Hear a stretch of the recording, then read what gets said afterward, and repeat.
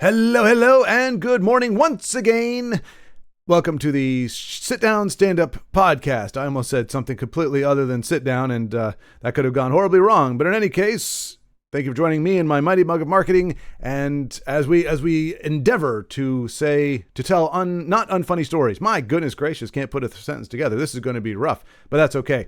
Yesterday was actually arguably not rougher, but yeah, it was a little more pontificating, which has a slightly negative connotation. It almost sounds like you're spouting off ideas instead of telling a story. So let's get back to the original story that beget most of this, which was the idea of, well, it's not even a story. It was just the fact that I started wearing dress clothes to school. You see, so it began my sophomore year. Now I'm a man of extremes. I either want to be like just, jeans and a t-shirt and just kind of just chilling and grunging it out there, or I want to be elegant and posh. I didn't like khakis. Khakis was a unacceptable middle ground. That was milquetoast. It was lukewarm. It was disgusting. It was like, you're not committing to being dressed up. You're trying to have best of both worlds. Like, oh, no, I'm not totally like dressed up and stoogey and whatnot, but I'm also not like grungy. So look at me. I'm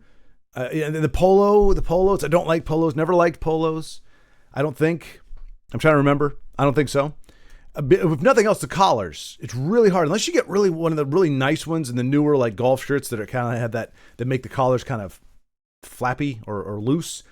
They always kind of curl up, curl down, do weird stuff. That's why the original polo shirts, you could actually button down the collar. Well, actually back then it was because the collars were a little bit bigger, and they would actually flap up and hit them when they were playing polo. So they buttoned them down so you could have that look where without worrying about the collars flapping. At least that's as a legend goes, or at least as my recollection goes. But when polos stopped becoming a shirt that you wore for athletic endeavors and just became something that you wore as kind of a fashion thing, well, you didn't need the buttons anymore. And I am 100% on board with the collars with no buttons. If you're going to have a button, like I had a few shirts back in the day where the button was underneath, so you actually couldn't see it. So it held the collar down, but you couldn't actually see the button itself.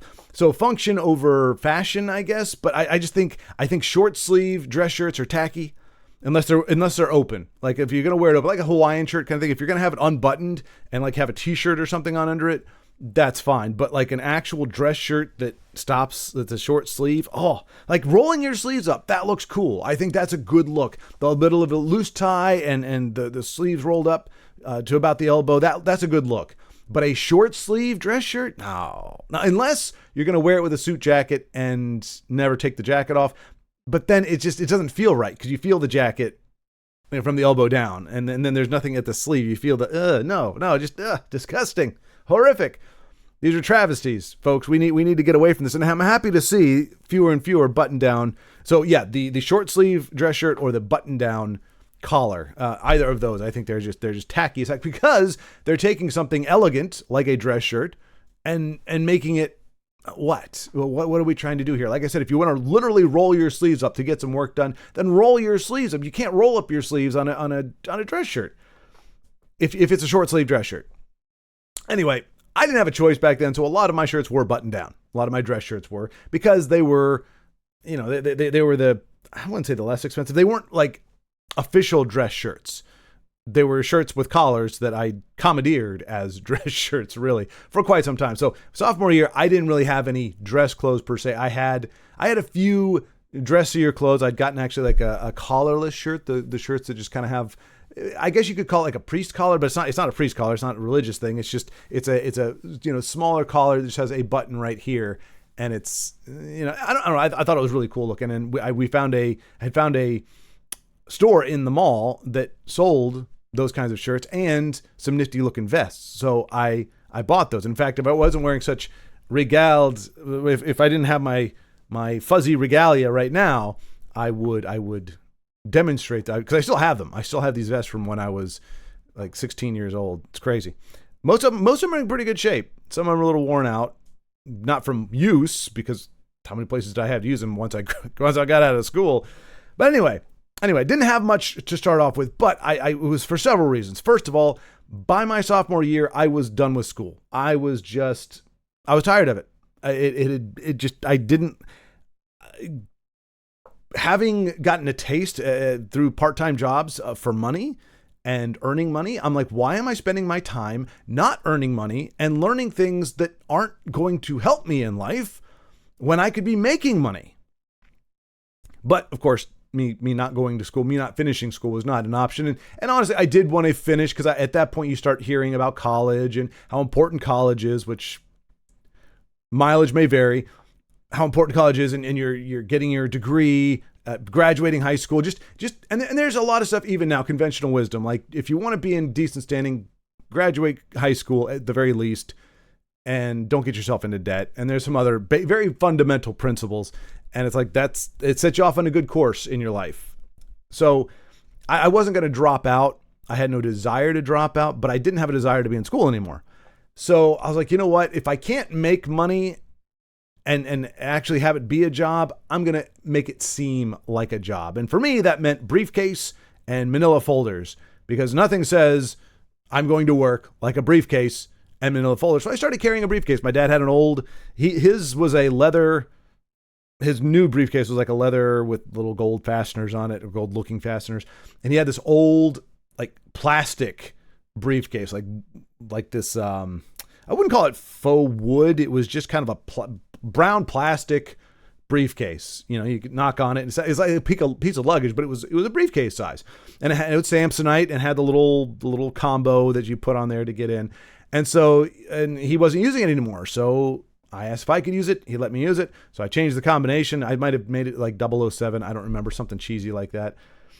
And I started, and I got manila folders. We'd actually gotten them back in middle school. Unfortunately, my grandparents on my dad's side passed away. My grandmother had gotten a brain tumor. My granddad wasn't in great health. He had fallen. He was cleaning. They have a screened-in pool, and he had been working on the screen, and he fell through and right on the pool deck. And so he had some brain stuff. But I mean, he was so functional and everything. His health was, he was still, because he was advanced in age at that point, so he was having a little bit of a hard time recovering from that. My grandmother got a brain tumor, and he didn't want to live. He called her Chummy. That was his nickname for her. And he didn't want to live without his Chummy. So he actually passed away, I think it was about a week before she did. So yeah, he just let go. He just didn't want to be there anymore. He didn't want to live without her, and he knew she was going. So you could say it was, well, you could say several things, but in a way it was kind of sweet. And she had no awareness of it. Like there was no, like she couldn't, I don't even know at the time. I don't know if she even knew that he had passed. Like she was that far gone. She just hadn't passed away yet. Anyway, that sadness aside, hey, not unfunny story. Well, we failed already. I don't know why I went into that whole thing. I could have said my grandparents passed away, and we were there helping with, we can't call it an estate. They were in a lot of debt, and the house it needed a lot of work, and they were trying to sell it and everything. So trying to figure all that out. They did have like some basic office supplies, and they're like, well, yeah, if you just some pens and folders or whatever. So I had from that a bunch of manila folders that just had no purpose, legal sized and regular sized, letter size, I think is what they're called, letter and legal, the really long ones and the really short ones. Anyway, yeah, I had a wealth of folders that I was not using. And so I commandeered those to use in my non-business business approach. So all my paperwork, everything for school, instead of being in folders or a 3-ring binder, they all got put in their own manila folders inside of this briefcase. And all my books went in there. The only problem I had was my lunch bag. The lunch bag did not fit in the briefcase the way it would fit in a book bag. So it was kind of like I tried to, especially like going into class and going out of class, going into school and out of school, I tried to make sure I didn't have any books in there so I could put my lunch bag in there so it could look okay. Because it was like this aqua teal lunch bag thing. Anyway, it was an interesting little thing. It was supposed to keep your food cool or warm, so it had a little lining and stuff in it, but it was a little too bulky and it didn't look cool. It ruined my aesthetic. So I tried to, but if I had taken books home for homework or something, and they took up the whole inside of the briefcase, I did have to carry the lunch bag separately. But most of the time, I was able to get away with it otherwise. And so that was part of it. Part of it was I was tired of being in school and carrying a briefcase and treating it like a job and wearing the clothes that, in my mind, this is what working people wear, made it feel more like a job. And so I was there of my own free will. And because I wanted to make money and whatever. So it's part of it was a mentality. Part of it, like I said, I alluded earlier, I liked dressing up. I liked wearing nice clothes. I thought that felt cool. I think it's a debonair look, and I don't think it ever goes out of style, although it does technically go out of style all the time. But most people don't know what that style is unless you're working in menswear. Anyway, so that was it. Obviously, as I mentioned as well, there was the incessant, getting picked on or getting made fun of for whatever you're wearing, which even so, when you ignore something, you can not respond to it and you can just kind of like detach yourself, but you still hear it. You can't not hear it unless you have, like, if you start playing a movie soundtrack in your mind or something, or at that point I had, well, not the original trilogy. I never memorized New Hope. I didn't like New Hope all that much. I know that's horrible to say, but I never really cared for it much because I saw Return of the Jedi first.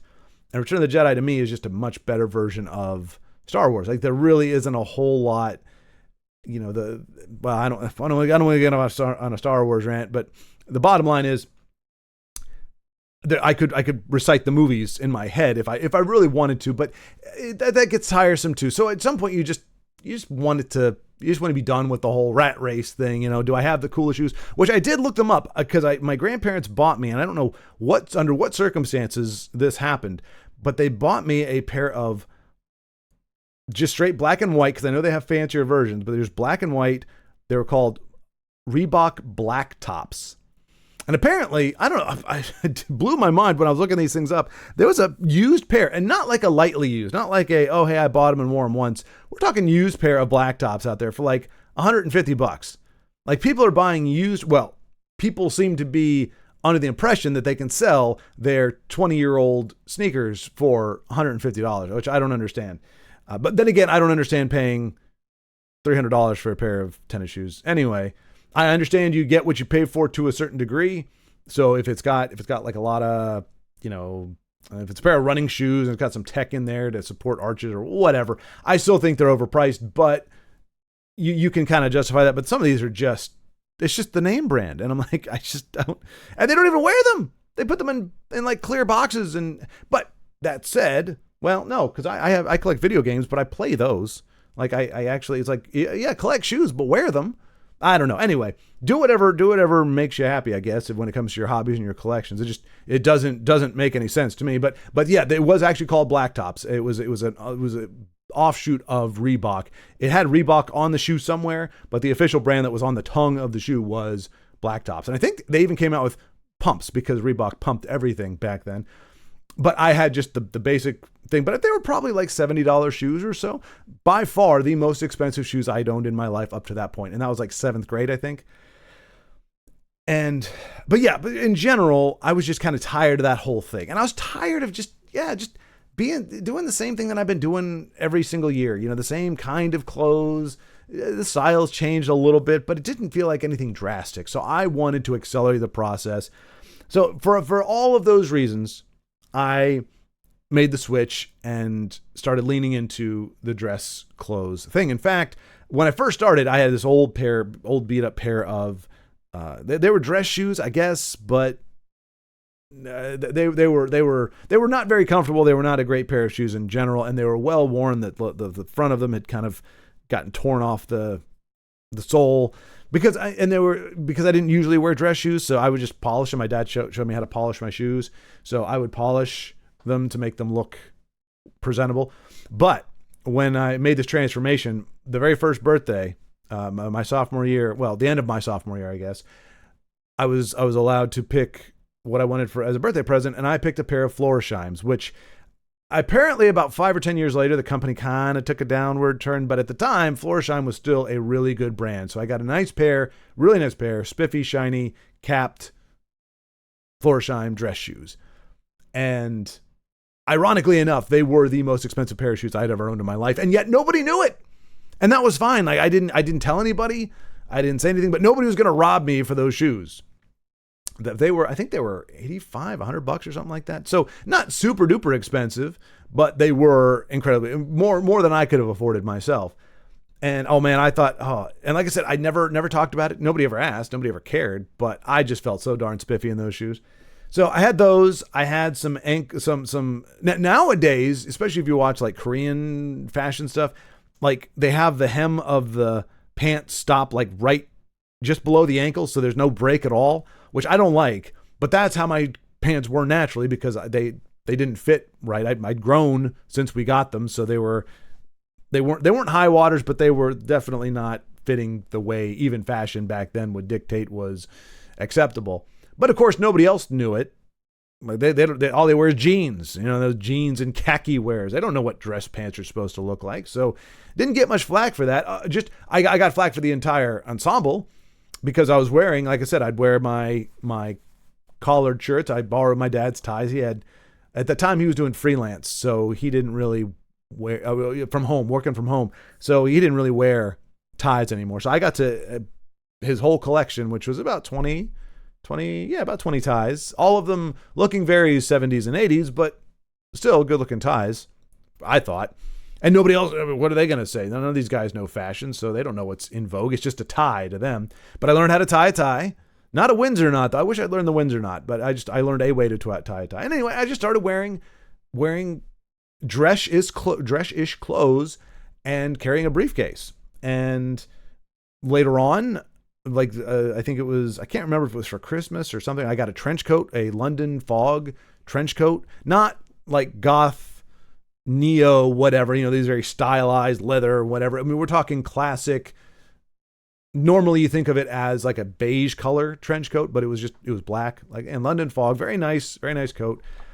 And it wasn't a fedora. It was kind of like a Western fedora. So it kind of looked like a fedora and a cowboy hat kind of got together.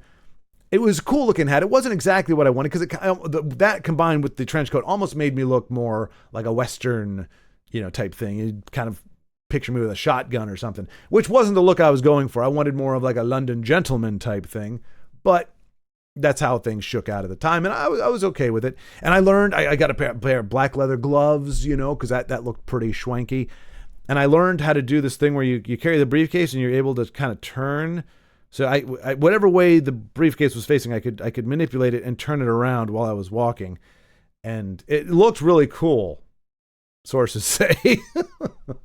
I felt cool doing it. Probably looked like the biggest dork. But it was fine. I liked it. And I don't remember exactly when. I think I could have sworn I started in June, my junior year, but I didn't live there. So I don't, there was, I think it was, how did it go? I remember S&K Menswear had a 50% off sale, but I think it was for employees only. And so I was working there, which meant it had to be when I was in my senior year, like the fall of my senior year, I already had, like, I started slowly because I was working a part-time job. Yes, I worked in Toys. Oh no, that was also in Spotsylvania. I worked at Toys R Us. What job did I have? Oh, I worked at the Lazy Susan Dinner Theater. So I did have jobs, and so I was slowly, like, I would buy a dress shirt, and for Christmas I would get some, because really the great thing about, and part of my master plan with the whole thing was, as I said, people didn't know fashion. They didn't know an expensive shirt from a non-expensive shirt. So Roberto Vellini was an S&K Menswear brand, and they would run about $35 or $40. So kind of expensive for a shirt. But then you had, was it Pierre Cardin or Pierre Cardin? I don't know how to pronounce it exactly. Nobody really asked for it. They were kind of like paper. They weren't really all that comfortable. They were very thin, but you can get those like 2 for $20.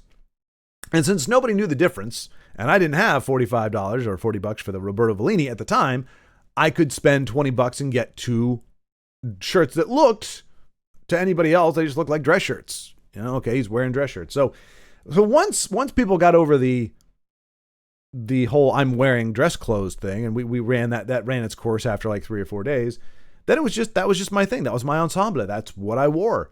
And I don't know, looking back, if I allowed it to become a part of my identity. I did start having casual Fridays, where I would, as it sounds, on Fridays I would wear just normal clothes. Usually just like jersey shorts, which are just shorts, like athletic shorts, and a t-shirt and a pair of tennis shoes. So kind of a swing there. It was Monday through Thursday, all business professional, so to speak. And then on Fridays, I just let it all go. But anyway, it worked for me. It definitely helped with all three of my goals. One, people stopped messing with it, because I mean, you can only make fun of the dress up thing so much before like that plays itself out. And after that, you can't make fun of anything, because you don't know what to make fun of. You can't call my shoes cheap, because now, like I said, I didn't tell people they were expensive, but like, they don't know if they're cheap or not. They don't know if my pants are cheap or not. They don't know what the fashion is. So that alleviated that whole bit of nonsense. It did make me feel more professional. It did make me feel like I was going into the office, albeit more or less against my will, but, pulling my homework out of a manila folder that was labeled math or history or what have you, did make me feel more professional. And what was the other reason? Fashion. Well, whatever it was, I achieved it. And I wore, so then when we moved to Spotsylvania my senior year, I'll talk about that probably more later. When I moved to Spotsylvania, I got a job part-time working at S&K Menswear, and they had a 50% off employee sale, and I had about $2,000 in savings. So effectively $4,000. And I didn't spend it all on clothes, because that would be kind of vain, but I was able to get black suit, olive suit.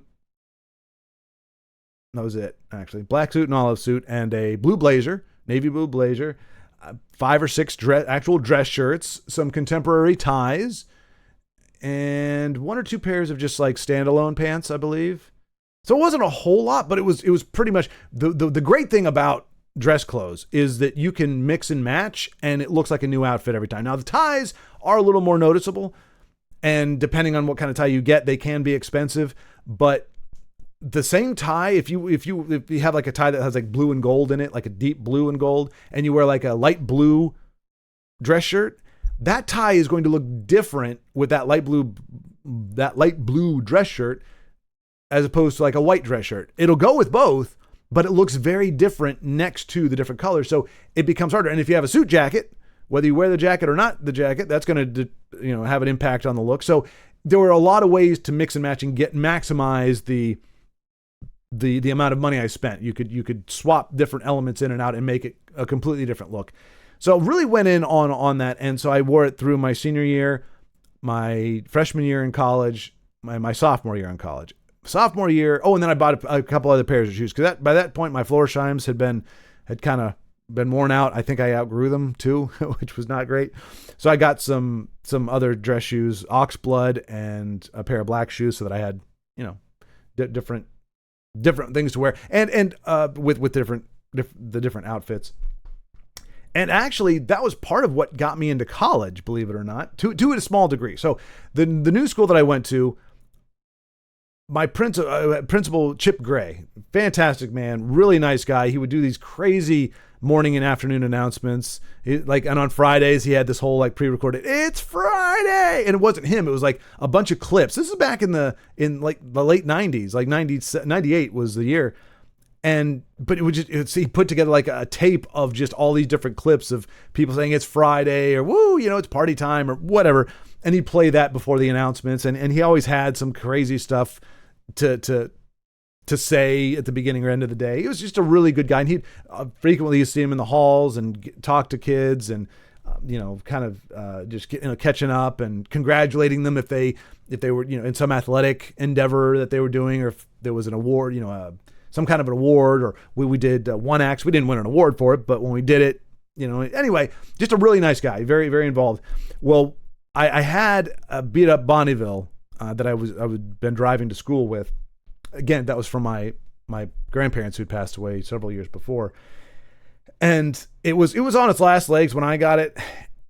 And it was barely mobile in those later years. And eventually it broke down completely. I had to take it into the shop. So I had to ride the school bus for the first time. Or did I? Because it wasn't that far from home. I think I might have walked home. But anyway, I was out there looking because I realized, I was like, oh, I'll just take the bus. I was like, I don't even know what bus number it is because I'd never taken the bus. So I didn't know which bus was mine. So I was like, oh crap. So I'm wandering around, got my briefcase, looking very formal and all, walking around. The bus is looking for and asking around like which bus actually went to where my house was. And Mr. Gray happened to be out there. And he saw me and he'd seen me in the hallways, but he thought I was a substitute teacher because substitute teachers, you don't necessarily, talk to the principal or anything. That's arranged through whoever does the staffing for that. And you just show up. And I'm sure they knew some of them, but he'd always assumed, he'd seen me in the hallway and just assumed that I was a substitute teacher. And so he asked me, he's like, hey, what's going on? And I told him, and so he realized I was a student. And we actually turned out we had the same last name. So that kind of helped too. But we just ended up having this conversation. I don't remember how I got home. I really don't know. I don't know. He might have given me a ride home. I don't remember. I don't remember riding the bus. So either I think I walked. I think I ended up walking. Anyway, I don't know. I don't recall how that happened. But all I know is he called me into his office some day later in the week, and like during one of my classes, and asked me. He said, "Hey, what are you looking to do after you graduate?" And at the time, I'm like, "Oh, I'm gonna do theater. I'm gonna go to New York City and do theater. I'm a theater guy. That's my thing. I'm a theater guy." As I mentioned before, though, I can't sing or dance, so very loosely would I be considered a theater guy. And I wasn't even the best on stage. I have a naturally big gestures and facial expressions and everything, which translates better to stage than it does to film. But yeah, anyway, but that was my dream. That's what I was going to do with my life. And he said, well, have you thought about going to college? And I was like, yeah, I mean, it's really expensive and I don't know, what I would do in college. I don't know what subject I would do. He said, well, tell you what, you like theater. He said, I actually know the president of this college down in Newport News, Virginia. I was like, Newport News? I knew about Newport cigarettes, but I never heard of Newport News. He's like, down in Newport. It's about 3 hours south of here. And he's a great guy, and he's taken it over and he's building it up. He's building to something big. He's got a vision for that school. It used to be a community college. It's now an official university, and he's looking to give it prestige and build it up and keep it small, but make it a powerhouse for education and leadership in particular. And he's like, I think you'd be good. I think you'd be good for the leadership program, and I think you'd be good for the school. He said, would you be interested in talking to him? And I'm like, well, sure. Yeah. If you're going to, introduce me or whatever. He said, okay, so tell you what, he obviously ask your parents, make sure they're okay with it. He said, but next Tuesday, you just take off a class and I'll drive you down there. We'll meet, you can meet him and all the folks down there. We'll get you a discussion with the theater director down there and see if it's something that you think you'll like. So yeah, I asked my parents. They said it was fine. I think they may have talked to him. I don't remember. Pretty sure they did. They were usually keen on those sorts of things. And yeah, I got in his old Honda. Was it not a Civic? What was the other one? Accord. He had like a 1985 Honda Accord. And yeah, drove me down to Newport News. Introduced me to President Paul Tribble, and we did a tour of the campus, and I felt really good because they had this kind of like, it's hard to describe, but I identified them correctly as the sails that are the CNU logo, and which was kind of cool because they're asking like, what do you think those are? And I was like, oh, well, again, it was an artistic sculpture rendering of the sails. I was like, oh, I think those are the school logo. Like, you're absolutely right. And I mean, that's not what got me into the school. But anyway, yeah, I got to talk to the theater guy who, if I recall correctly, he was only there for like my first semester. And then it was somebody else and then somebody else. So we had like 3 or 4 different theater people. George Hillo, shout out to George Hillo. He was there my entire tenure. Solid guy, really, really good guy, really good theater guy. He was a nice mix of theatre and theater, and I can make that distinction later on. But if you know, you know. I mean, you couldn't absolutely know because I think I'm the only one who makes that distinction. But there's two different kinds of theater people, and if you've been in theater, you know there's what two different kinds there are. But anyway, he was a really nice guy. So yeah, bottom line was they pretty much said, we like you. You know, we think you're great. They looked at my, like, he'd already sent them my GPA and like my SATs and everything like that. You're like, you meet the requirements to get in. They whatever. Bottom line was I got in. And I did have to end up paying for some of my college, but a lot of it was paid for with loans, a few with loans, grants, and some minor scholarships. It was a very inexpensive school at the time. So anyway, that's a whole other adventure. I apologize. This feels like it was very meandering and very dull if you don't like clothing at all, which, I mean, who doesn't like clothing to some degree? But if you're really not interested in it, I apologize. It was a little bit of a slog, but yeah, we'll talk, we'll dive into the next phase. But yeah, that was kind of my adventures in clothing. I don't know. I'm going to go. Take care. Talk to you next time.